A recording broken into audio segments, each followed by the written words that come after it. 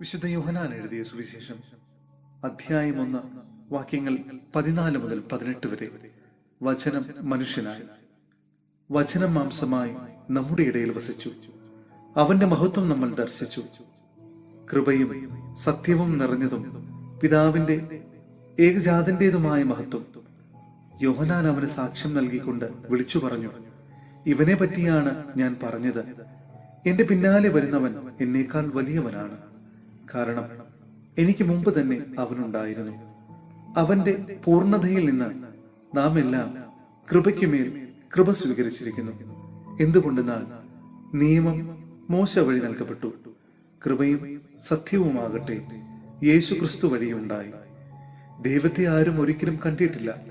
പിതാവുമായി ഗാഢബന്ധം പുലർത്തുന്ന ദൈവം തന്നെയായ ഏകജാതനാണ് അവിടുത്തെ വെളിപ്പെടുത്തിയത്.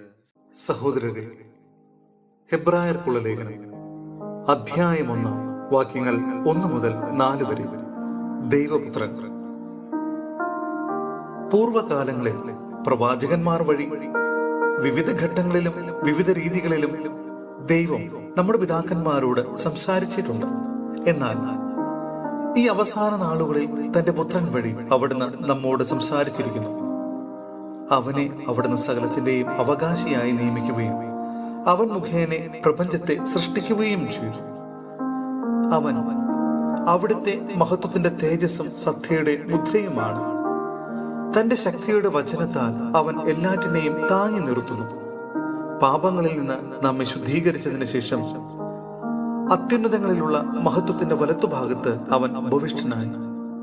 അവൻ അവകാശമാക്കിയ നാമം ദേവദൂതന്മാരുടേതിനേക്കാൾ ശ്രേഷ്ഠമായിരിക്കുന്നത് പോലെ അവനും അവരേക്കാൾ ശ്രേഷ്ഠനാണ്.